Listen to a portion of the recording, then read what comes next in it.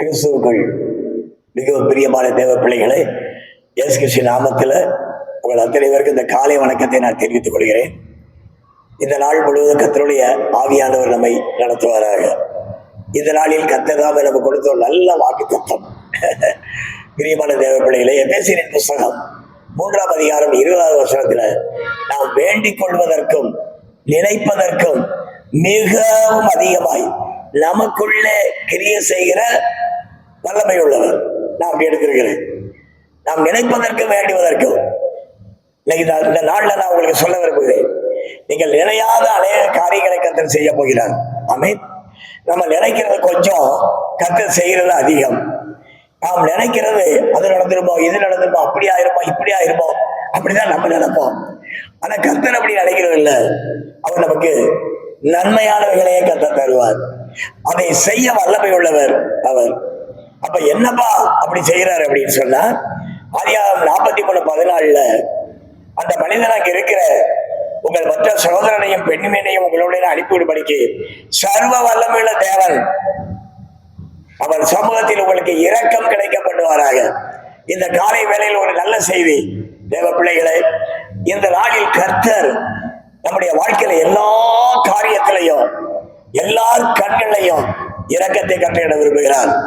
இரக்கம் கிடைக்கப்பட விரும்புகிறார். ஏன்னா அவர் கண்களே இரக்கம் கிடைச்சிருச்சு. அப்புறம் மனிதனிய மாத்திரம் எல்லா கண்களையும் இந்த நாள்ல நமக்கு இரக்கத்தை கட்டளையிடுகிற இயேசு நம்மோடு கூட வரப்போகிறார்.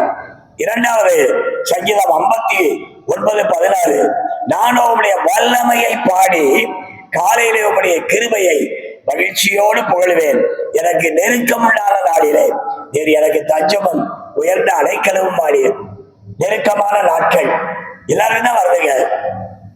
எல்லாரும் தான் நெருக்கமான நாட்கள் வரும்.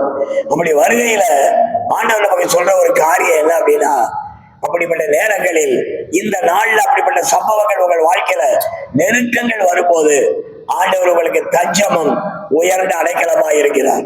அதுதான் அவருடைய வல்லமை. எனவே பயப்படாதீங்க. நெருக்கத்தின் மத்தியில நம் தெய்வம் நமக்கு துணையாய் வருகிறார்.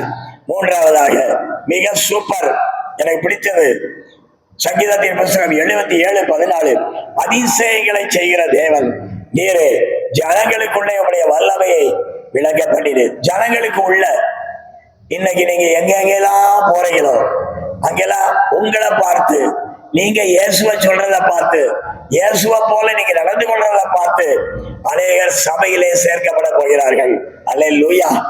ஆமா, அதை கிரியை செய்ய வல்லமை உள்ள அவர் உங்க ஜனங்களுக்குள்ள, புறஜாதி ஜனங்களுக்குள்ள இன்னைக்கு உங்க வாழ்க்கையில நடக்கிற ஒவ்வொரு காரியத்திலையும் கர்த்தர் அதிசயங்களை செய்து அவர் தம்முடைய வல்லமை விளக்க பண்ண போகிறார்.